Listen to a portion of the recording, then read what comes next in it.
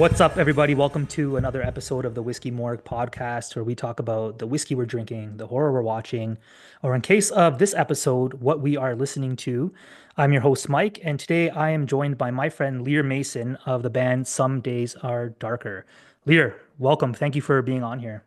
Yeah, man. Thanks so much for having me. So, quick background about how this came together. I think this is a very Yeah, important tidbit. So, first of all, I'm congratulations interested on. to hear this from your perspective because I feel like it'll be like slightly, yeah. So TVMA was released on November 15th. And I guess we'll call it an EP. I guess would it be an EP or Yeah, we're album? just calling it an album, but I Yeah. mean, it probably technically is an EP. Yeah. But we got some cool interludes on there, which we'll speak to Yeah, after. sure. Um, but the album came out and you went live to take some questions and kind of interact as people get their first impressions. Yeah, And actually came off of recording another episode, and so I was a few drinks deep. And nice. I'm like, oh shit, like, Lear's live. Let's go in there. And we found ourselves talking about whiskey. So I apologize for taking over a very important TVMA. No, man, it was good to Thank have you you. in there. But what Yeah. was cool was that we found out that I didn't know you're Canadian and hail from Windsor. And Yes. supposedly a few others in the chat were also Canadians. Yeah, And my brother and his husband were in there. They're in Toronto, and yeah, that I can remember at the moment. I think there were some more Canadians. Oh yeah, Dave from Lowdown and Hertz Shifter was also in there. He's from Windsor. yeah, and I was really enjoying this like Canadian whiskey takeover. Hmm. And naturally it kind of led to discussion about what we can get in Canada. So tonight I'm starting off with drinking some Blantons here. So I thought I would Man just after kind of my fill own it up. heart. Yeah, and like you said, we are working on Blanton's Gate, so I'm gonna make sure I can get some affordable Blantons down to you hopefully over the holiday Yeah, season there. that would rule. As a couple of Canadians, should we get this out of the way? Are you a Keanu fan? I am a Okay. Keanu fan, You're yeah. team Keanu or you think he's a joke? Because it's like one of the other people are like, I can't stand him, but or they're like he's just a national treasure. And I'm in that category. Yeah, I'm in the national treasure Okay. category. But Okay. I also think he's aged like a fine wine, not just like in aesthetics and looks, but I think in terms of getting to know him a bit, like his philosophy has also made him more endearing. Um, Even little tidbits like where I lived in, I was in the condo I lived, like I was just outside the city a few Yeah. years back, and it was by the School of Arts that he went to. Right. So hearing him speak of that experience, I guess it felt like very much like home.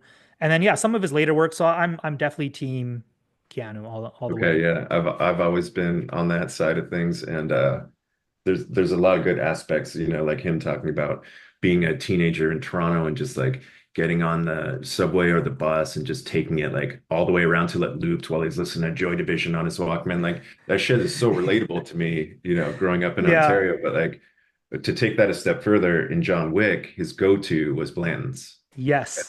there's that one scene where they're like, "You want something for the pain?" And he's like, "Oh, I've got something." And he holds up his bottle of Blanton's. So Yeah, and that, bringing that full circle. I found out he is a Blanton's fan.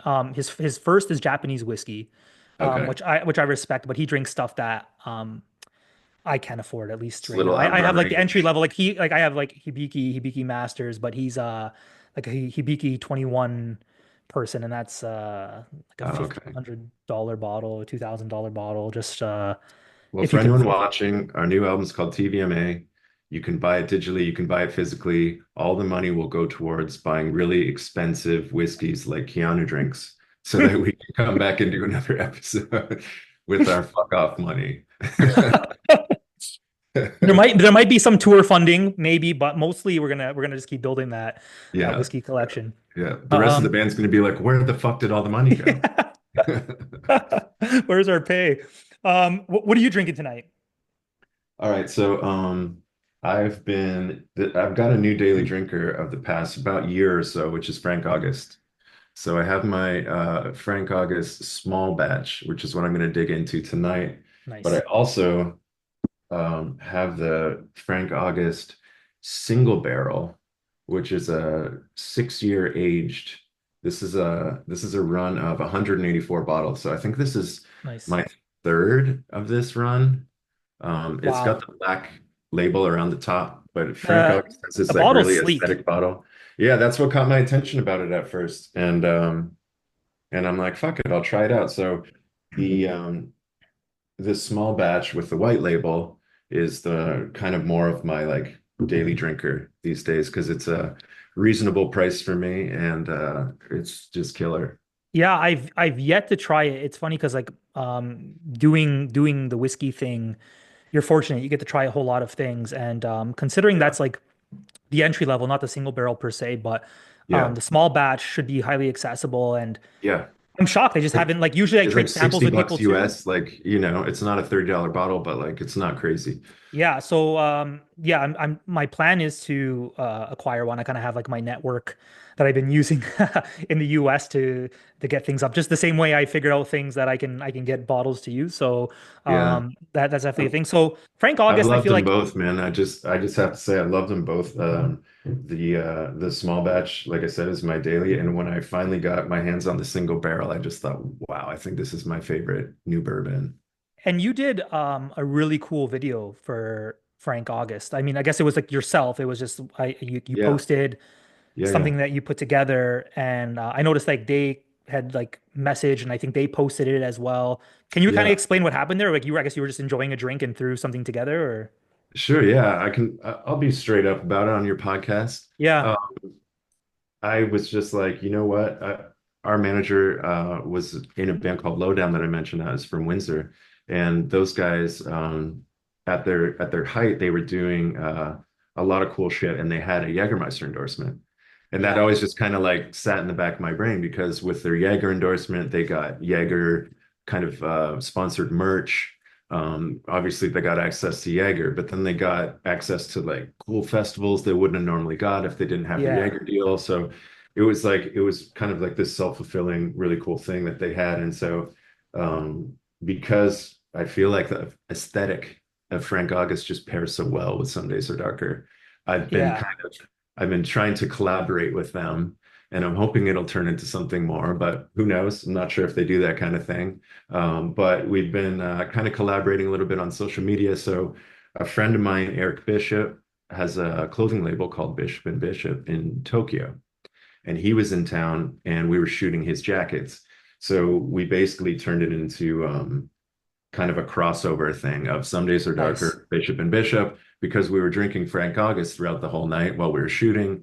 We were doing his leather jackets that night, and so yeah, when we posted the stuff, I think we like hit the vibe of Frank August's look. Oh, So they were reposting some of our stuff, and because I do a lot of photography and the bottle's so aesthetic looking, mhm. occasionally I'll do some photos and I'll tag them, and they've been sharing our music a little bit, so it's just been casual, but it's been really This cool because I this think comes there's like back to the lesson before we jumped on here and started recording in our little chat, and you said yeah, always keep the camera rolling because look, like a jacket crossover with yeah, some days are darker, and you end up with a Frank August plug. So yeah, because you're drinking it throughout the night, which is yeah.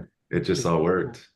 Yeah, Yeah, and I exactly. think, knowing a bit, like it's funny because I've never tasted Frank August, but I do know enough people in the industry. They do seem like they really want to connect with community and people. And I don't know how big they are just yet or what kind of money they have, but in terms of putting their stuff out there, I think like with the video that you had and definitely the match and aesthetic, like it seemed fitting. It wasn't just you recording the bottle. The bottle's beautiful. Anyone can take a picture of it.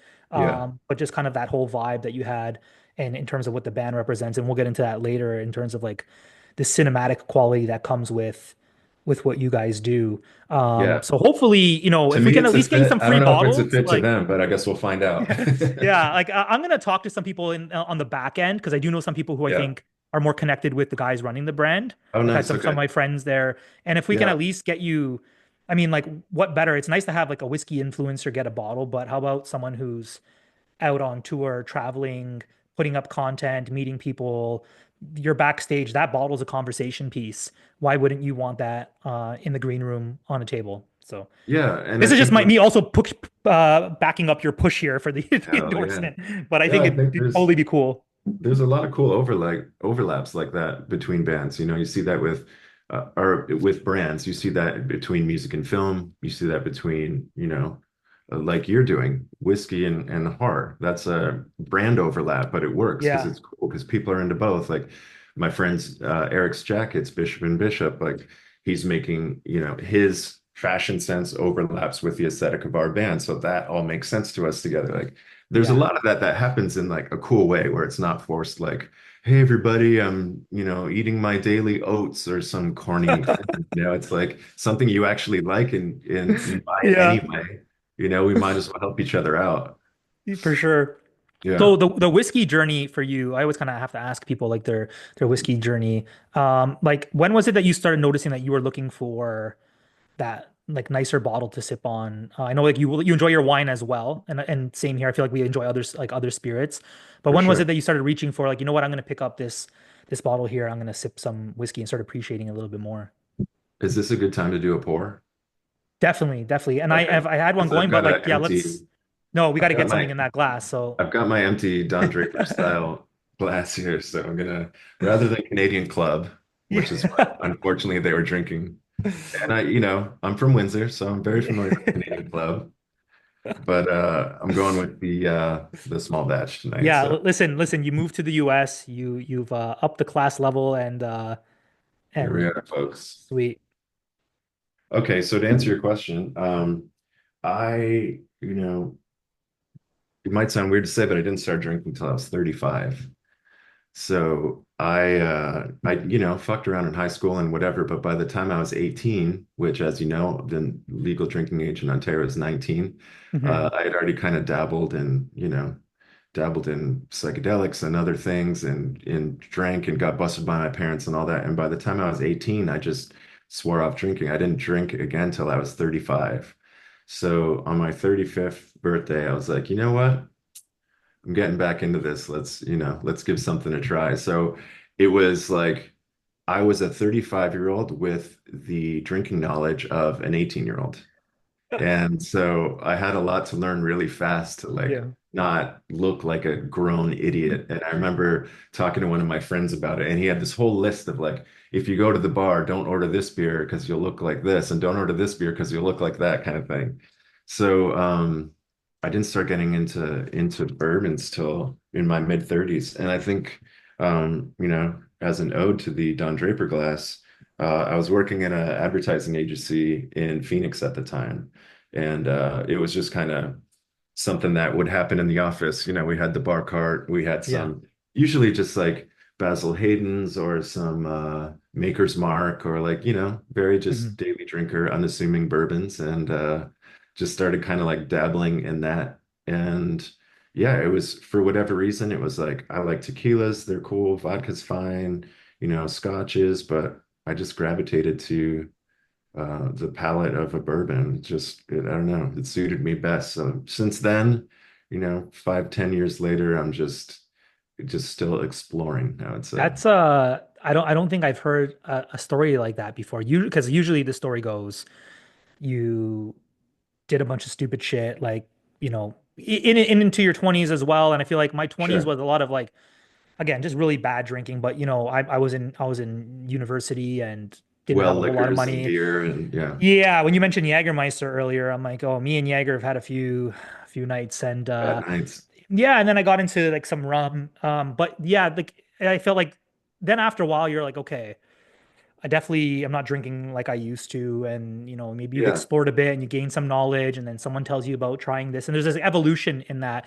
But that's cool starting that at 35 and then deciding, yeah, I'm going to get back into this after like avoiding it where people were making all sorts of irrational decisions and doing Yeah. crazy drinking. But like maybe that's best because then there's a with that maturity, even though you were kind of learning a lot fast, there's obviously a greater appreciation for what you're consuming, whether it be the wine or the whiskey. I think also the reason I'm consuming it, in my 40s is different than I would have been at age 20. Yeah. So doing shots of this single barrel is not really the way to go. I mean, you can do it, but like I think that's why I gravitated to bourbon so much is because Yeah. I'm like a big black coffee drinker as well. Like Same. I'll drink like two, three, four coffees a day, Oh, Americanos, whatever. we're gonna be And good friends.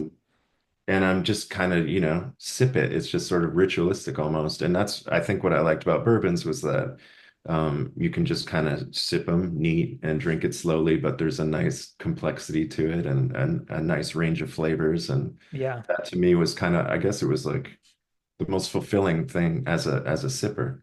Yeah. What was interesting in starting this was you people come and see your bar, right? So like what's the proof on your single barrel there? So like just for those who know, it's I'm gonna guess it's like 100 About 90. It's 100, this yeah. yeah, 100, yeah. And so On the small batch, the single barrel is I think 120, 122. yeah, yeah. Yeah, So yeah, people see that, so they'll come to my house and they'll be like, "Oh, first of all, like, why do you have so many bottles?" But then, if they know what I do, they're still like, "This is like, 120 proof, 115 proof." They've never seen these things. Like for a lot of them who maybe aren't into it, they're like, "This is absurd. yeah. Like, how do you drink this?" They've never seen anything over 90 probably. Yeah, and the problem is that then I go to a wedding and people are like, "This guy's fucking Whiskey Morgue. Like he drinks 120 proof shit. Let's go to the bar and do shots." And Of I'm Jim like, Beam. "No." Yes, of Jim Beam. And the thing is that like you said, I enjoy sipping really good stuff because in a night, like tonight, you and I are chatting. We talked before we jumped on here. I said, "Yeah, I have like two Yeah, pours lined up. They're high in proof. That'll be good. I'll get that little comforting. I'm having a drink. I'm enjoying, two but I'm drinks. gonna wake up and go to work the next day as Right. well. But Yeah, there's more of an appreciation there where like, yeah, if you were shooting shots, like it's so easy for a dozen ounces to go by and and then you find the room spinning. But it's nice to just enjoy this. But I think people have this kind of false perception of like drinking that kind of high proof stuff. It's like you said, it's different. You want to sip it, you want to take your time, and you want to enjoy it. But I also, I think so appreciate you too. ordering black coffee because I order black Yeah, coffee, and I hate doing coffee runs for friends at work. And then you have like to real figure out if complex orders. yeah, don't get too complex. I mean, I'm black iced Americano, And you're like like or embarrassed, kind of. You're like, can I get a, and you're trying to like remember all the adjectives of how to just explain it. And you're just yes, like, I'm exactly a, that. I'm one of the people that believes in there should be two lines at the coffee shop, and one is for just black coffee people.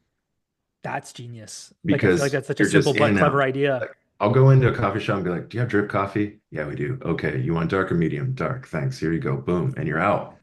Yeah. But like all those other specialty drinks eat up a lot of time. Uh, I think Nothing against them. Everyone should enjoy their coffee however the fuck they want. It's not up to me. but I think the line thing definitely needs to be a thing because that's what gets me more annoyed when I order and it's busy and I'm thinking, look, I know mine, there's nothing to it. You literally just have to pour the coffee, like you said, or run some espresso, throw it on ice, and we're good. I don't need special foams or anything like that. I would also Um, add this. I would say that, we're both doing this. We're doing this conversation from the comfort of our own homes. We're both just sitting at home sipping yeah, bourbons. If I'm going to go out for somebody's birthday or if I'm going to be, out drinking with friends all night, I'm probably not going to be drinking bourbon all night yeah, because I'm going to get trashed or, there's just, you yeah, can't really pace yourself with like that. Maybe if you're doing cocktails, yeah, but like if I'm drinking for hours, I'm probably drinking wine, at a party with friends or whatever. I might do a bourbon at the end of the night. yeah, But it's more of something that like I usually mostly enjoy at home. Like if yeah. I go out and order a whiskey drink, I'll probably just get an old fashioned or something like that. Like I'm not usually at the bar ordering like neat bourbons, you Yeah, know? unless I don't I'm know going if you're to a like that whiskey too, but bar. Yeah, unless I'm going to a yeah, whiskey bar that has a right. particular selection that I'm amazed by and I want to try things, then sure. And even then, I'll really just think about like typically like there's a few actually in Buffalo that are phenomenal because the border is pretty close. So Oh yeah, I yeah. go there and they just have an Buffalo. pardon me. Tuffalo, it's called. Tuffalo, yeah, that's exactly it. It's Tuffalo because it's an hour Yeah. away, and although my dollar doesn't do well over there, Mm, it still makes sense because the prices are cheap. They have amazing whiskey bars, but even then, like me and my wife will go and I'll look at the menu. They have like a live PDF, a lot of them, yeah. and I'll be like, okay, I'm gonna pick these two or three. But a night of drinking, I think people are more surprised when I go out and they're like, oh, yeah, Mike does this whiskey thing on the side and he drinks a lot. He has like 200 bottles at home. And then I'm like, can I have a glass of wine or can I just have another like lighter cocktail or something, and they're Yeah, like, yeah, yeah. "What the hell is this blasphemous? You're a fucking whiskey morgue. Like, what are you doing?" And I'm like, "No, I'm like Yeah, comfort of my home. Like, yeah, that right. what I do is the truth. Like the I'm I'd trying to be a rather functional human also. yes, I'm trying to Yeah, watch a movie or yeah, something, and if I have a pour or two, and the movie's an hour and a half, 2 hours long, I'm good. I'm just sitting there, I'm sipping and enjoying. totally. Yeah, 100%. So we need to talk about the music because I know like Okay, again I know the whiskey that's what's brought us together here in many sure. ways. It's the catalyst. We still Um, have music and horror to cover. we got a lot to cover, yeah. And the album. So before we jumped on here, I mentioned too that like I've been playing this album all day, all night, and it's not just because I'm doing the interview, but like if I'm cleaning the house, I want to put this on. If I'm just like kind of unwinding. I want to put it on. And there's such a dynamic range of emotions, and the songs are all phenomenal. For those Thank who you. have never listened to Some Days Are Darker, like you've kind of described it as like gloom rock, which I think Yeah, is pretty good. But yeah. if in a nutshell you had to like explain it or make some comparisons for someone who hasn't listened and entice them to go put on TVMA right now, what would you say it Yeah. sounds like? Well, I think we've been saying gloom rock. Before that, we were saying goth rock. Mhm. But we were advised by PR that it's probably better to say gloom rock because it sounds kind of new and like something you're like kind of go, oh, what's that? Rather than being like, oh, goth rock, I'm bored of that. Yeah. But so we're saying gloom rock now, but it really depends who I'm talking to. I think at the most entry level, I'll often say, and especially now that they have a new record, it's been a lot easier. I'll be like, oh, it kind of sounds like The Cure. Mhm. And almost everyone knows something by The Cure, and they can be Yeah. like, oh, okay, cool. And if they understand what I'm saying, then I might be like, kind of like Depeche Mode, maybe a bit of Joy Division, like somewhere in that kind of 80s post-punk new wave realm is what we're doing now on TVMA. Like it lives in that world. And most people go, okay, I get that. But if they're like kind of more on the music nerd side of things like we are, I might say, it's similar to him, it's similar to White Lies, it's similar to Interpol, um, you know, You know, but it's all what's like a personal experience. So I mean, it just depends what you know. I kid you not, and I swear like wholeheartedly this happened. Okay, so when I do these interviews, like obviously me and my wife will talk. So she goes, "Oh, do you have anything coming up?" And I said, "Yo, I'm throwing in a Sunday interview because usually I try to keep them on Thursdays, but I know we said we're gonna get busy, so I appreciated you kind of offering your time and us making this Oh yeah, yeah. happen. So Mhm. this is a Sunday night for all of you. That's why I need to go teach tomorrow, and but so she goes, "Oh, like who's this band?" I say, "Some Days Are Darker." She goes, "Put it on." Like so we put it on the speaker, and she's like, "This is totally MCR him." And MCR, yeah, absolutely. and I was like, "Yeah, yeah, like I get that, right?" Yeah, Because naturally I felt like when I first listened to it, I definitely heard like the Cure influence, a little bit like New Order, yeah. and like some of those bands, but again, like with very much your unique twist on it. Then today, my dad comes by and we're kind of hanging out, having a coffee, and he Different goes, "Oh, generation. yeah, different generation." He goes, "Oh, what are you doing tonight?" I said, "Oh, I'm doing an interview." And he goes, "Oh, cool. Who is it?" I said, "This like a musician in his band." And he goes, "Put something on." So I put it on, and he's like, "Damn, this is good." He goes, "Oh, it's like Depeche Mode." So everything you just named, like from him to Depeche Mode to The Cure, like Came me, up. Yeah, yeah, came up in that conversation. So I think that's a pretty cool, accurate cool. description. And again, I still even feel like that's not selling it short, but it definitely sounds fresh. And I think that's what's very important to this as well, is that it doesn't feel like it's trying to be a modern day Cure by any means. But those influences, like any other music you get into, there's going to be evident influences in there. But I feel like you guys definitely put a fresh spin on it.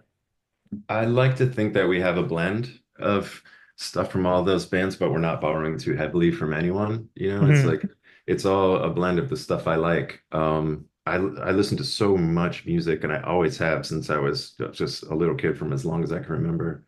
But this is my seventh band, and one of the things I've noticed over time is that if you have a lot of really obscure influences, it's really hard to describe your band to people. And being a really unique band is a great asset to have, especially if you're a well-known band. If you're a Yeah. well-known, super unique band, you're probably the greatest band in the world. You're Radiohead or you're. Yeah. But if you're an unknown, really unique band, and someone goes, "Well, what do they sound like?" And the guy gets like, "Well, I don't know. It's kind of like," and you can't describe it. It almost does you a disservice because if someone doesn't get the chance to hear it and form their own opinion, it's hard to just pitch that. And like, for example, when we were doing hardcore, it was kind of a built-in crowd and there was kind of a built-in sound. Like we all, Hmm. if you went to a show, you kind of knew what the four or five bands were going to sound like. Everyone had their own spin and their own twist or their own performance or their own, unique thing. But like you kind of knew there was the guardrails were tighter for what you were making, right? And Yeah. so the fan could easily go, I like this and I like that too, because they're very similar. So, I feel like as a musician, you're always walking that line of you don't want to just go, hey, let's be Interpol, because the world already has one. Yeah. But you like Interpol, but you also like Depeche Mode, but you also like the Smiths. And Yeah. so you write something that is some weird blend and I mean, to be honest, describing my own music to people has been something I've struggled with my entire life. But So but I but I think usually, the layered part is really cool yeah, because even you mentioned White Lies. I love White Lies. yeah, And then when you mentioned it, and again, like the layer of like deeper cuts or maybe what the general populace understands or listens to. But I was yeah. like, oh shit, like that is very like there's like a White Lies It's in there element there. somewhere, right? Yeah, Yeah, but it's tough, right? Even when I knew I'd kind of like pose the question, it was more of just to maybe give some people kind of like a baseline. yeah, yeah. But yeah, it's tough. I think the good thing for us right now is that like there's a lot of dark wave and there's a lot of post-punk like going around and doing really well, and that dark wave post-punk scene is really thriving. When Mhm. the band started out, it was more of, when Some Days Are Darker started out, it was more of a kind of singer-songwriter, almost more like a solo project type thing, Yeah. a little more understated, a little more kind of bleak and gloomy. And over time, as we've kind of built as a band and now as a three-piece band and pulling the influences in from the other musicians and just kind of working on the production more, it's kind of grown into this more post-punk dark wave alternative thing that we're doing now. Yeah, And and the growth from the self-titled album, like the listening back to, I guess it was what was that album was 2022. yep, Um, a different beast, but I loved it. Like Demons, like the bluesy kind of driven yeah, sound, like super, like uh, for lack of better words, like just sexy. Like, and I think maybe it's not, like, maybe that's fine itself, but I was like, oh, it's sexy, like no, in it's terms of just yeah, being kind of like just a little bit more stripped down. And yeah, then yeah, you definitely hear this evolution when you get to TVMA. And I hear some Rollins in the back, and you got some synths going in there. And I guess that kind of probably came with growing from like one person to performing with a band. And I yeah. think the band thing is cool because in the scene, there's a lot of solo duos. Hmm. Um, and I coming back full circle to how you and I connected, we connected after I talked to Dusty from Vision Video. Yes. And it was for that same reason that I really loved that they had a band, Yeah. right? And being someone who's played in bands, like don't get me wrong, like, I mean, there's a ton of artists that I enjoy that are solo or there's like, Oh electronic yeah, duos and same. all that stuff. But I Yeah. still love seeing a band. And if we're gonna compare it to The Cure, Depeche Mode, and whatnot, like then I kind of still want to see a band. And so I think hearing the sound grow, like you could see from that from in the last 2 years, just the evolution of what you guys have become and how much the sound has grown. Yeah, I'm really happy with where that's headed. And I feel like for me personally, like I mentioned, this being my seventh band, I mean, the guys that are in my band now, Chris and Robbie, are the two of the most talented guys I've ever played with. And just to have them on board to do this with me and to be working on songs and recording, they're both recording engineers. So, we're producing our own stuff and they're helping me engineer and mix everything. And their contributions have, greatly, I think, kind of grown just the overall sound and direction of the band. Like we can do more now because I have those guys, Yeah, basically. So like we've kind of naturally grown into kind of the version of ourselves, if that makes sense. But that does. And even just having the people in the band who are recording engineers who are producers, like you guys collaborating, there's a whole lot more opportunity there and having a little bit of insight into music. Sometimes you're just like, oh, well, we're a band and we're at the mercy of the producer, and maybe you gel and maybe you don't. And then, Yeah. and that's always like every bands to this day who've been working for 4 decades are still trying to find their producer and whatnot. So the fact that you Yeah. kind of have that in-house and 100%. it's worked really well with the band, I think is a huge advantage. Yeah. Yeah. On the first LP, like I mentioned, it was kind of more like a singer-songwriter project at the time. So I had um, a friend of mine, Brian Upton, played drums on the record, but he wasn't able to stick around and do the band with me, but he played on the record kind of thing. And Yeah. Chris was in another state and he did bass on it. And then Robbie ended up mixing it. It was kind of like this weird artist collab thing, but it didn't feel like it was a band until the record was done.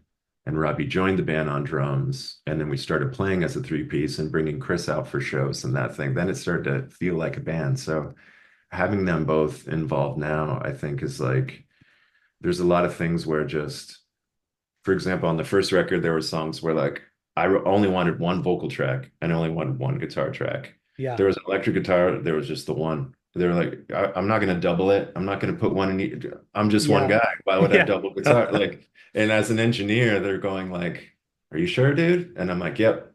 No, I'm not doubling vocals. I'm not doubling guitars. And they're like, it's so fucking hard to mix this, man. There's like nothing over there. Like, I'm like, that's what I want. I want it like Yeah. fucking bleak. I want it like Mazzy Star. I want like barely anything happening. Yeah. Um, but the more we've worked together and I listen to them and they'll go, hey, double that guitar part. Hey, put a vocal harmony here. Hey, let's layer some keyboards. And now at this point, because I trust them implicitly, I'm like, yeah, cool, let's do that. And I think it's just that collaboration has sort of like allowed it to naturally grow into the way TVMA sounds, which is like, I mean, I don't know how many tracks are on some of those songs, like 20, 30 tracks probably on some of Yeah. those. There's all kinds of shit going on with But melody and layers and a tip of the hat to the production on that is because there could be that many layers, but it all flows and comes together really well. Where you listening to it, it feels cohesive. I guess that's the best way to put it. Is that like there's cool. a whole bunch Yeah. of different working parts that are building that sound, Yeah. but it doesn't sound busy. And I know enough that like when you can do that as a producer, it's like, yeah, you can record 25, 30 layers, Yeah. but now make that sound good in the mix and Yeah. bring it all together. Yeah. I don't want it to come off as complicated or complex. You Yeah. know, I mean, I like a certain level of complexity, just like I do with film, where there's like something more to discover or uncover, but I'm not trying, I've spent years writing really complicated songs. I'm Yeah. not trying to do that now. I'm trying to write the most relatable version of these songs that I can. It's just, in hopes of connecting with more people than I otherwise might. So clearly you're naturally meant to be in bands, even though you tried to do the stripped down one guitar. And you mentioned you played in seven of them, and Yeah. we had a good laugh before jumping on where I was doing my research and my homework, and I found this like ancient Yeah. metal encyclopedia, and your name was attached to so many bands. And again, Yeah. I thought we were like the same age, and I was like, okay, I think maybe he's a little bit older than me. Yeah. But it was cool because so I guess like where I'm going with this is that um, not to think I thought you were playing goth rock, since you were a teenager, but some of Hmm. those bands were heavy and like in the coolest way, just like some really good shit. Like we talked about getting in the pit and just going hard. And without going too far into that, because we could do a whole other episode on that, what would you say is an influence? We got to do like a Tales from the Pit episode. Tales from the Pit. Yes, there we go. I like, dude, you're a natural at this. What would you say? Like, is there a band? Let's go like hardcore band or that still you think plays a role in influencing your sound now? Like I guess like other than yourself. So like we said, like we mentioned the obvious kind of like benchmarks and Yeah. what it sounds like. But coming Yep. from so many years of playing that music, obviously a lot of it still like seeps its way into what you're doing now. Are there any bands that you think would be kind of like a lesser known influence in the music you make right now? Man, I could go through lesser known influences all night. But it's my crutch. Or my crux. I would say it's interesting because like I grew up in the 80s I was a little kid in the 80s, and someone recently posted like uh share, one of those memes like, share how old you are by the way you first consumed music. Was it like CD or cassette or this or that or Yeah. streaming or Napster or LimeWire or whatever, Spotify? And I was like, I am waiting for a song to come on the radio so I can dub it to cassette years old. So like, I did a little bit of that too, and yeah. then I was blessed with the CD. Yeah. So when I was a kid, it was like listening to the radio, waiting for like anything cool that was like dark. Honestly, that's like what I was listening for. It was like there's pop music and there's like boring rock music, and then like something like Depeche Mode would come on, and I'd be like, "Whoa, what the fuck is this?" And hit Yeah. record and that kind of thing. Like New Order or anyone who could like make it on the radio, even The Cure for that matter, like could get a radio hit, but they were like a dark alternative band. But at the same time, I was listening to super heavy shit like early Slayer records and Yeah. whatever weird grindcore we could get that we heard on some skate video. So it was Yeah. like always this balance of like dark pop music and dark metal and heavier music. So just to answer your question, Cursed from Nice. Toronto. Yeah, Cursed is a band that I still take a ton of influence from, even though we don't sound like Cursed, Yeah. but there's a lot of interesting chord structures and some of the guitar work in Cursed, like even a song like Glitter Bomb, the first song on our first Yeah. LP, has those like minor chords in that kind of like harmonic minor almost sequence, which to me is very cursed.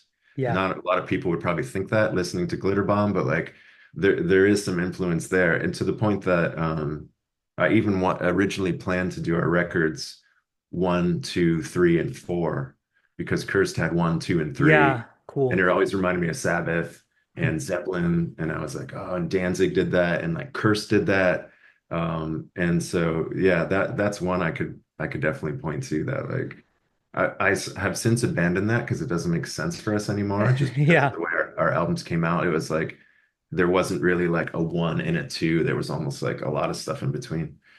Um, that's a big one for me. And there's a lot of other hardcore too, like Converge, Nails, like the early Terror stuff with Todd Yeah. Jones, all that stuff, like from a songwriting perspective and dynamics, still influences me even when I'm not writing heavy music. Yeah, it's cool because like even coming up with that question, I knew you'd probably knock it out of the park and speak to your experiences, but I always think of sound, and Yeah, it's not necessarily sound, and even just hearing you talk about whether it be chord progressions or like yeah. just different dynamics in the song finds its way into your music, so it doesn't have to necessarily just sound like that. I would That's also cool. say another big thing for me is the ethos of a band. Hmm. Like there's some bands that regardless of how different they sound from Some Days Are Darker, I might just appreciate the ethos of the band, just what they're about. A band like Def Club, for example, or Yeah. just, some of the stuff that's like hard left, punk rock, like not fucking around, really cool lyrics, causes, American Nightmare. Um, just if there's a cool ethos to the band, even like Fugazi, like Yeah. there's a cool ethos to the band, even if it doesn't sound like us. I take a lot from that because I don't want to make trivial music. I want to Yeah. make music that like means a lot to us as the band members, and ideally, someone might connect with that too. Hopefully you just like the song, but if you get past the song and you're like, oh, what's this all about? Then you might connect with what we're about as people. And Yeah. especially right now in America, I think that's important. Yeah, and that's been my experience with the album too, right? It's like I always kind of mention that I listen to the music first. It's just always been my thing. Mhm. When I say that, I mean like the vocals are music too, right? Like it's just like but I wasn't usually the first one who was like deep diving lyrics. Mhm. It probably make more sense that if I told you that I was a huge fan of like the Mars Volta. Yeah. So, I love Cedric, but like a lot of that stuff earlier on didn't help that the lyrics that they were writing were, or cryptic and whatnot. But like Yeah. I like his voice was an instrument. Those But guys like are that's my fucking first great. sell is that I'm jamming to it. It's hitting all those notes for me. And it's the same thing I've done with your album. I put your album on, and like I said, I'm like, oh fuck, now I had to clean the house, and now I'm gonna do it with some gusto because this album's picking me up and it sounds good. And then I'm doing a second, third, fourth, fifth listen, and the lyrics start connecting with me, and you start kind of like digging into it. And again, like I usually, it's funny because I always when I talk about like I teach English for a living, and sometimes I always say like, don't worry about what the My author dog said. has arrived, but I'm listening. Yeah, no, I love it. Like I love a dog cameo. Like this is good. Look, Here's the dog. This is what Poppy. She came downstairs. You what a cutie. bringing her up? Let's go, Poppy. Go see your mom. Let's go. Go on. Sorry, I dude. I love it. totally Look, derailed your question. no, no, no. Um, the what was I saying? We're going off the Mars Volta. And then Yeah. you're saying like the lyrical content, and then Oh, just like okay. Sorry. Yeah. So yeah, the idea of, and this is why I say I won't edit because I'm going to keep all this in. yes, But punk rock. yeah, it is punk rock. I'm very punk rock in my approach to podcast editing. But no, it's I when I teach English, I say don't worry about what the author said because I feel like and I kind of take that back sometimes because I'm curious. But I think once you put those lyrics out, like whatever which way you connect with them, that's meaningful to you. And that was Agreed. your goal. And like Agreed. obviously I could probably go into like and I think artists get this a lot where someone comes up to you at a gig, it's all done and they're like, "No, the lyrics on that song, like it spoke to me and it changed my life because this and that." And in your head you're probably like, "Fuck, that was about like my dog. That wasn't even about like so That like was about my cute dog. yeah, yeah, that was about my cute dog." And but like for them it meant something different, right? Yeah. So I think that's cool about art and when you put it out there. So the appreciation and kind of like I guess like your goal and the approach to it, I think really comes through where the music is there, it captures you, but there is substance and there is a lot to kind of dig into, and it's meaty if you want to like bite off the song Yeah. and kind of chew on it for a bit. I think in a perfect scenario, we've been talking about layers and like there's multiple layers to any art, but if you apply that to music, it's like in a perfect scenario, you hear a song and you just like the vibe of it right away. You like the Mhm. mood of the song. Just something about it catches you. You don't even know the words yet. You don't know where the song's going, but the mood emotionally connects with you. And the more you start to pay attention to it, the more you discover about it, whether that's something in the music, the changes, the structure, or whether that's the lyric. And then ideally for me, because I'll dig pretty deep when I'm into something. Yeah, And I like that there's an opportunity there with some bands that the more you dig, the more there is. It's like I'm a big Nine Inch Nails fan. yeah, And when you're talking about TVMA and listening to it cleaning the house, it's funny because we just moved to New York City 2 months ago and we're still settling into this apartment, but we had so much just, as you'd expect when you move across the country and move for into a new sure. place, we had just so much stuff to do. And I was one of my favorite EPs of all time is Broken by Nine Inch Nails. Yeah. And that was one for the past couple weeks that I've just been playing on repeat. I'm like, okay, I got a bunch of shit to do. I got to get it done. I'm putting on Broken and I'm going to get all this shit done. And then it would end and I would play it again. And it Yeah. would end and I would play it again. And I'd be like, okay, that was, 2 hours of work. Okay, I'm on to the next thing. But like, they're a great example of a band where you can hear Closer on the radio and be like, I want to fuck you like an animal. Fuck yeah, bro. Yeah. But then you can also get the record and realize that Downward Spiral is like a really complex, fucked up narrative. And Yeah. then there's all this hidden content you can unlock. There's all these fucking layers. So it's like there's like something for everyone, depending on how deep you want to go. Ideally, that's how I like to Yeah. do it. They without getting too sidetracked, they were genius in their marketing in terms of like how they would do like the record releases. Like they were always Yeah. on the always like leaning into the technology that was available. I Yeah. remember they had those cryptic messages being sent out like on text, and then like on the come up of the internet, they had like secret parties and you had to get clues to Yeah. get to the release party, and that Yeah. just Yeah. that to me that's so And cool. people were finding like merch kits in a bathroom stall of some Yes, yeah. random city. Like it went really deep if you wanted to go deep. But if not, it's fine. You can just listen to the song and that's it. Yeah. There's something for everyone. I think But this is a good opportunity to I mentioned like I do pairings and I do the movie pairings, but I'm like we need to pair the new album. I think it's okay, important. So you can I'm gonna decide if you go. want me to I'm going into my single barrel for this okay, round. okay. So is that going to be your pairing? Yeah, if that works for you. No, yeah. So I mean, if you want to give me like kind of like your explanation for it, I mean, you've already kind of talked about your Sure. adoration for Frank August, but yeah, I kind of wanted to hear your bit, and then I'll tell you what my second pour is going to be. All right, great. Well, I'm a super music power nerd, but I wouldn't consider myself quite that well versed in bourbons, other than I know what I like. Yeah, And it was the aesthetic of it was I judged a book by its cover. It was the aesthetic, the presentation of Frank August that lured me over to the shelf. But the small batch is just a great all around daily drinker bourbon. And like I mentioned, when I got this single barrel, I thought, man, Blanton's was usually like if I was going to splurge, I was going to probably get Blanton's. yeah, And in the US anyway, this single barrel is a little cheaper than Blanton's. You'll find it for like 125 yeah, in that range. So suffice to say, when I have it, I baby it. yeah. But yeah, when I got my hands on this one, like you mentioned, 122 proof. It's more powerful, more complex, like a fuller Yeah. profile. So it was almost just like a small batch on steroids of Uh, Frank August for me. And I like so that. I would take like even without just kind of like based on the stats, and it's still Kentucky juice, which is interesting. yeah, Because a lot of source stuff comes from like Indiana, which is fine, just great. There's great stuff out there, but the sure. fact that it's Kentucky source, like it's almost a 7 year product at that cask strength, I take that over Blanton's all day.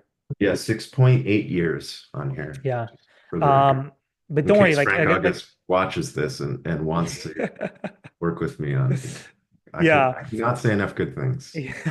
I'm not being paid to say this, by the way. No, no, not a paid ad. I'm I guess so should I pull out what I'm gonna Yeah, pour what are you here? going with? All right, so I'm going with Smoke Wagon.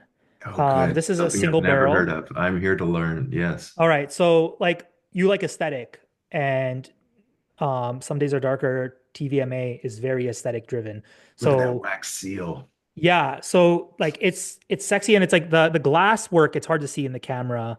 Um it's just super intricate. It's all around the bottle. So it's almost like traditional in the sense that there's a lot of familiarity there. So we can go into even just like Some Days Are Darker. There's familiarity there. Like the bottle Sure. design is there, but we get a lot more intricate. It's a lot more unique. The first thing that jumped out at me was the red wax and the black or darker glass, not necessarily black, but the Okay. darker glass and the red wax. And I was like, this is TVMA aesthetic all day. Like you've gone with like those color schemes and have leaned into it. Now, We are leaning what's into the red. Yes. yeah, what's cool is that and there's a couple connections here. So this is from it's like a store pick from New York. Okay. Like outside it's in Buffalo. But we're still Okay. gonna make the New York connection. So I know you're in New We are. York. Yeah, Now, yeah. Aaron, who does this, I have a New uh, York State driver's license. there you go. So Aaron who does Smoke Wagon, he worked in film for many years. Hmm. And he was just kind of helping with like building sets and design and all of that, and then moved out to Las Vegas and started this whiskey company. Okay. So we have like the film connection, but then in terms of like where your future lies, and we could talk about this later. But Yes. the fact that this comes from the desert and you just made a record in the desert, We did. Or it's like is I don't know if it's done, but I know like it's getting there. Like I know you've been heading out Yeah, there. we tracked everything. Yep. Yeah. So I thought that kind of ties in nicely, just kind of like to wrap it up. It's that kind of like the past, present, and future in one bottle. So And speaking I'm of gonna. Nardwuar, my man has done his homework here. Yeah. I told Just you like, you if you've given me the time, I have to respect that and do my research. So I'm gonna pour some of this all right, man. into my glass here. Love it. I feel a little underprepared. I would have brought the Rancho Mezcal down to show you because I did pick up the Rancho Mezcal while I was up there. And it's great. That's Uh, cool. I know we're not on a Mezcal podcast right No, now. but no, but in like again, I drink like now that like whiskey is my first love, but rums, mezcal, even scotches and even the peated ones, like all that, like it's quite like diverse in terms of like what I'll drink. I'll go to So Mezcal usually second. If I'm not yeah. when I'll go to Mezcal, yeah. Yeah. And even just like so Or the an last thing even too, añejo, because you something like mentioned that. mezcal and I think smoke, but even just like Hmm. Smoke Wagon, I mean Hmm. it's a movie reference to Tombstone. Right. But even just the smoke, like I laughed because dude, and this is where like again, we're almost in the same age, but your short clips for TVMA Yeah. just were like would speak to my soul. And I don't know if it's because I grew up in like a house of like smokers or Hmm. or like I used to smoke too. I I did used to too. smoke too. Yeah. And I always joke that like the last time I probably had a cigarette was years and years ago, but I was outside and vaping had started to emerge. Hmm. And I remember I was at like a club or a bar and I went outside and I lit a cigarette and you see people vaping. I'm like, what the fuck is this shit? Like if like just be honest with yourself, like get a match, like strike that match, light up a cigarette. Cause like, and I always joke that the vaping friends would always like say they're vaping and vaping's working so well for them. But when they're really drunk at the end of the night, they're like, yo, can I get a cigarette off you? And because Two you different cook, things. yeah. Yeah, And isn't like, it? but the whole aesthetic, like it's funny because like the strike of the match and the lighting of the smoke and that imagery that you've developed for the album, I was like, this is completely a vibe that speaks to some of my past adventures, and I thought that was kind of cool too. And maybe even immersing me even more into the album, which again is like this overall experience. And I wanted to talk about like the cinematic qualities Sure. and because like I know you work in like you've done a whole bunch of like media stuff. You're Yeah, really great behind the camera. Was this part of like the vision when you were coming up with Some Days Are Darker? Did you know you wanted to lean into this a lot more? I did. Yeah, I was even before when I was just kind of writing songs and before this was really a band, I was doing a lot of video work. I was doing a lot of brand work, and I'm really into just cinematic work, like cinema verite style work. I don't like a lot of digital effects. Even like we were mentioning earlier, like even in my horror films, I love practical effects. Yeah. So I like really authentic, cinematic, moody is kind of where I go. So when I started the band, that's just kind of where all this stuff landed because I work in so many mediums, photo and video and music and graphics. So it just kind of naturally sort of went to that place. Um, there was something at the beginning of your question that I wanted to go back to. Well, I guess like it's more of just like again the cinematic influence and I knew kind of like you've done a lot of those other projects. So Oh, the um smoking. Okay, yeah, oh the sorry. smoking. Okay, we're going back to smoking. I wanted to go back to smoking. Yeah, yeah, yeah. Speaking of smoking, yeah, I think like you mentioned kind of like the uh romanticism of things or even maybe things being kind of like sexier. And that is an influence for me, although like I always want to try and do that in a careful way Of that course.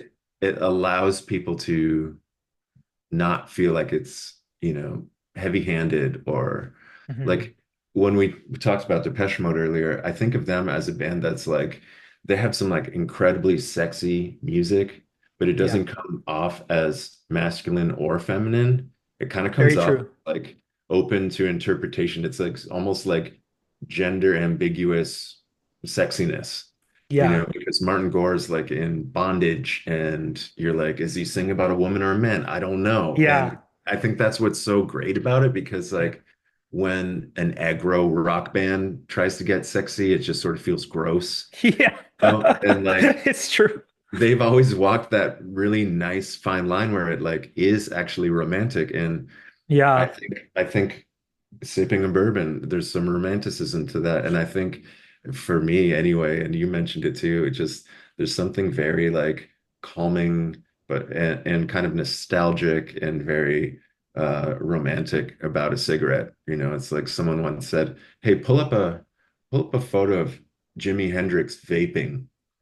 You know, it's like no one ever saw Jimi Hendrix vaping and thought, I want to do that. But like Yeah. you see him with a cigarette and a guitar and an afro and a headband and he's freaking out and you're like, fuck, I want everything he has. And Yeah, you yeah, know, yeah. That's why so if anyone's like, yeah, do you wanna like do shrooms or try acid? And you're like, no, and they're like, watch this Woodstock video of Jimi Hendrix, and you're like, maybe I'll do it now. maybe I'll do it now.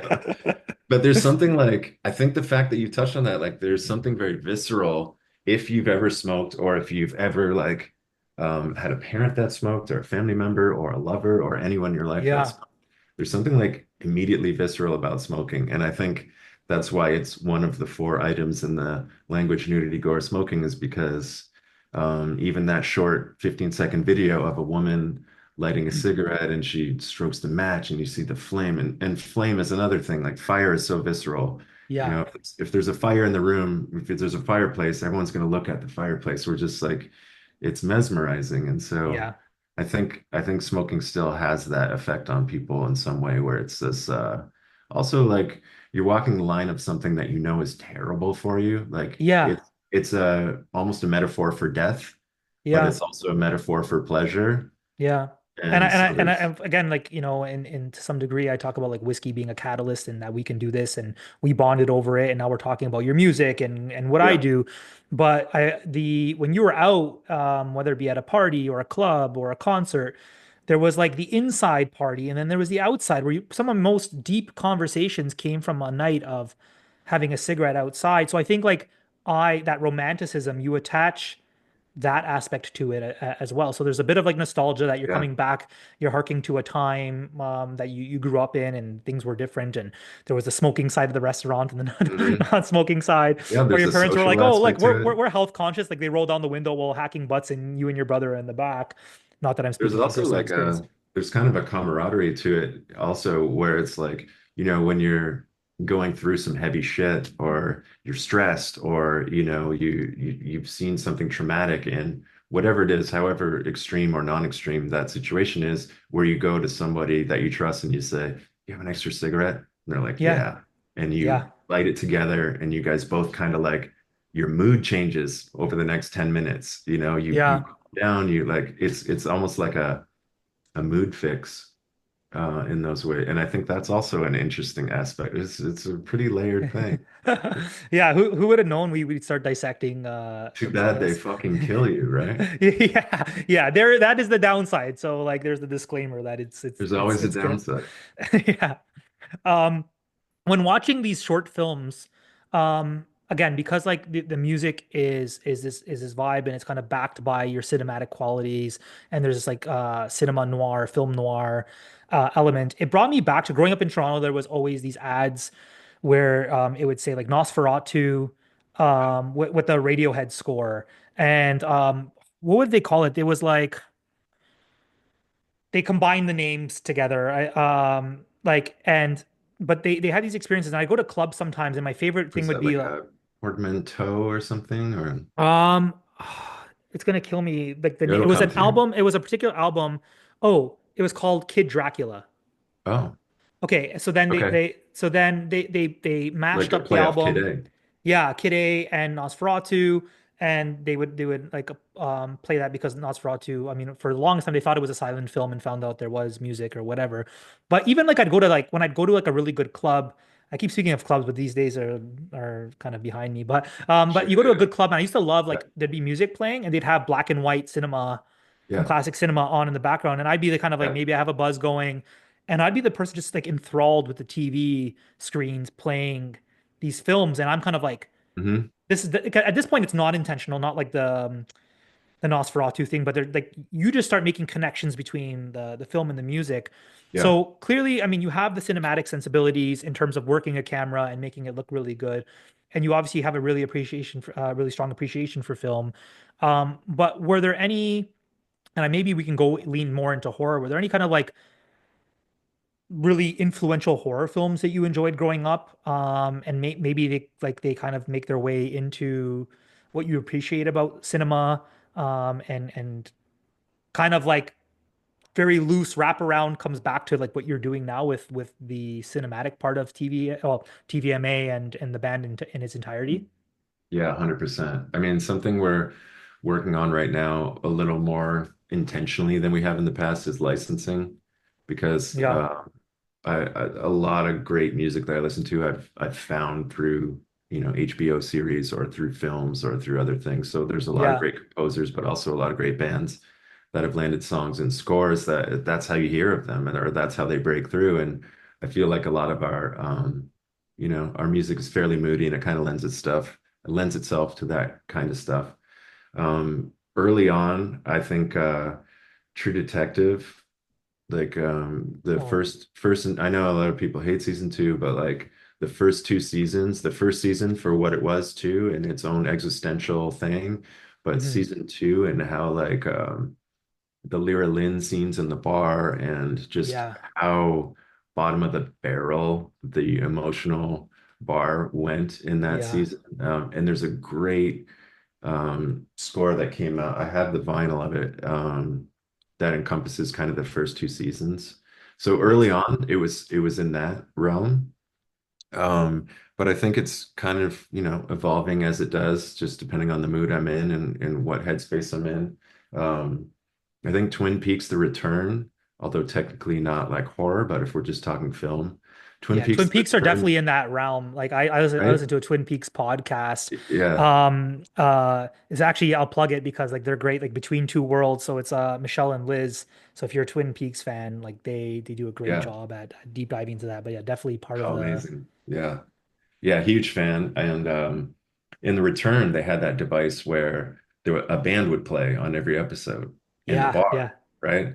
And then they released that as the soundtrack. It's all the bands that played in the bar, which included Nine Inch Nails, which included Chromatics, which included so many great bands.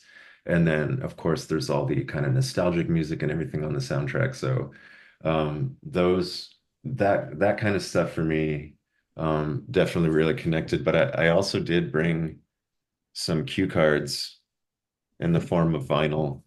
So nice. I'm a collector. Um, I don't know if this will come into focus on Zoom, or maybe I'm just had too I'm much bourbon. kind Nosferatu. of yeah, yeah, Nosferatu. There we go. There's the title. Okay. Yeah, Yeah.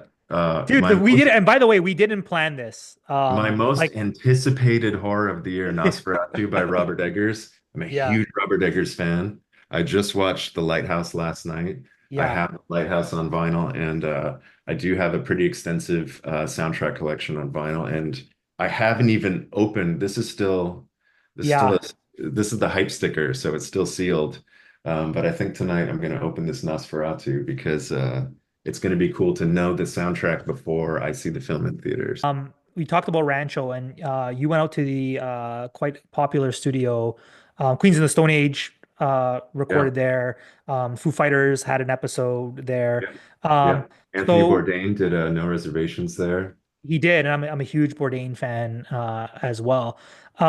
So this record that's in the mix because I'm like already hyped because TVMA just came out, right? And I'm thinking Yeah. like, here's an album, but you have this other thing in the works. So what does the future look like? The next year, we're about to enter 2025. This episode will probably come out just before then, probably Cool. sooner than later. Yeah. What do we expect from Some Days Are Darker and this new album? And what does the next year tentatively look like? Okay. Yeah. I feel like it's for anyone that has been following, it might be a bit confusing because we were in the studio and then our record came out on November 15th, which is TVMA. But TVMA was a record we were working on throughout the year of this year, 24. We originally released Downpour, then we released Obsession, and then we released Dead Romance. And we Yeah. thought that that was going to be our next LP. and that we'd then take some time off and finish our record and we put it out and those three songs would be on it. Then we, long story short, got the opportunity to record at Rancho, which is where, Kaya's Queens of the Stone Age, as you mentioned, Foo Fighters have done work there. Iggy Pop did his new record there. PJ Harvey has worked there. Arctic Monkeys worked on AM there. Just like so much cool shit has happened there for decades. It's just a Yeah. super great studio run by just the best people ever. And so we had this opportunity to go out there and record. And the first thing I thought was, because we've been doing this stuff our way, when we get to Rancho, I kind of want a clean break because I don't want to be putting out songs that we already did with songs that we did at Rancho with Dave Catching, Yeah. who's the producer there. So I decided to just kind of make this clean break. And so we took everything we had, which was um, Downpour, Obsession, Dead Romance, a new song called Oblivion that just came out last Friday, Love that. Yeah. and our cover of Placebo's Protect Me From What I Want. Yeah. That was all the stuff we had done. So we're like, okay, let's just put that out. We'll make that an EP.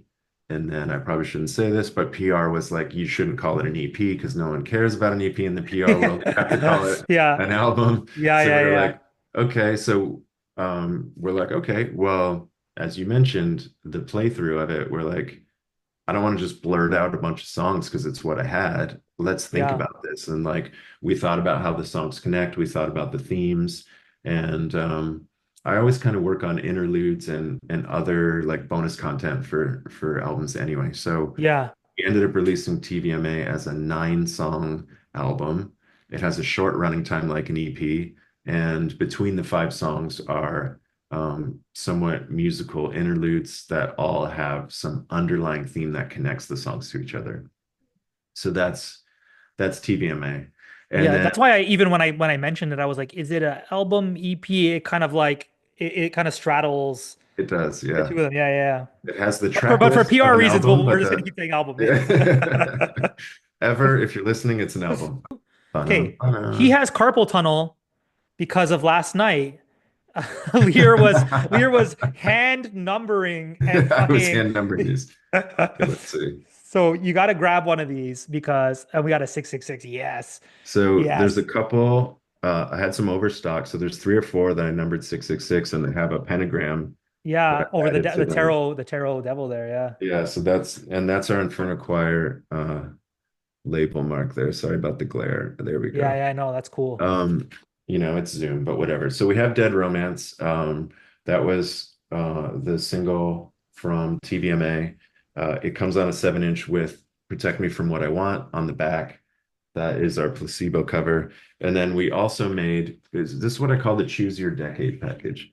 If you like the 70s, we Yeah. have vinyl.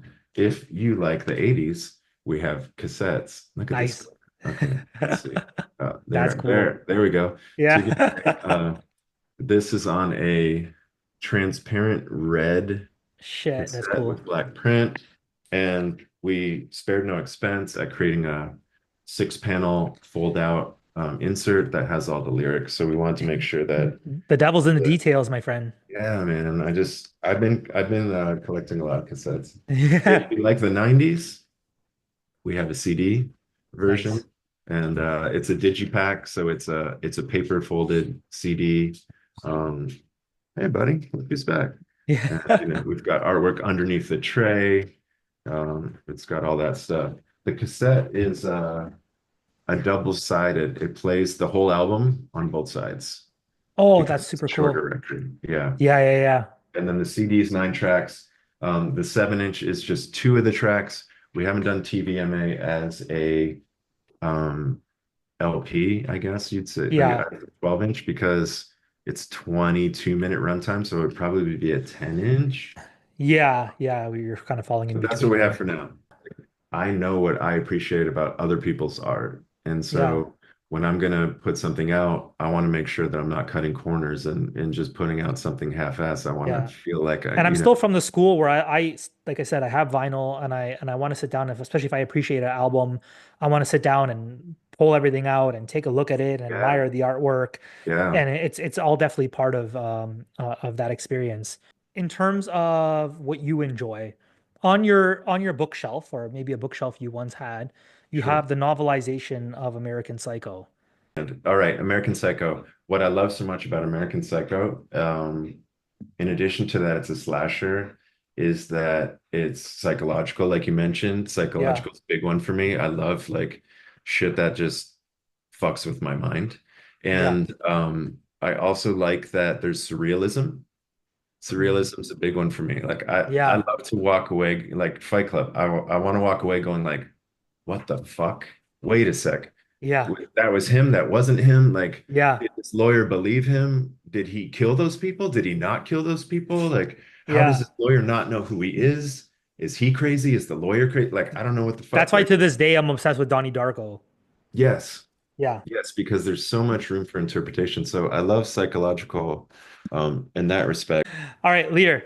Thank you, Yes, dude, for doing this. I appreciate it, and clearly we can do many more of these, and I plan on it because especially with everything that's to come in the future of Some Days Are Darker, I feel like there'll be no shortage between whether we want to dive into horror music down to DJs. yeah, Clearly, yeah, yeah. we can cover it all, and I The appreciate next this. time in And Toronto, we're gonna get a drink for sure. yeah, no, Yeah, 100% it's gonna yeah. happen. I hate that I missed you at the Rivoli in July there. Oh, that's Um, fine. Shout out to Dusty and Vision Video. We played a yeah. great show with them in Phoenix, and then he was on your live one night on Instagram, and I logged in because I saw you guys were live, and that's how I found out about you. And that's usually how this kind of stuff happens. I So if don't you're listening, I think it's clear by now. I mean, if you've listened to this conversation and you're not compelled to fucking put on the album, then I don't know what to tell you. But check it out. but Let like me know yeah, what you think. definitely check it out. Streaming everywhere you'd expect, and everything physical you can get from either Bandcamp, somedaysardarker.bandcamp, or from somedaysardarker.com. Pretty easy. So Yeah. Lear, we're gonna end this off by saying we're gonna raise our glasses in celebration, a drink to our annihilation. Thank you so much. Cheers. Cheers, friend. Next time we'll do it in real life.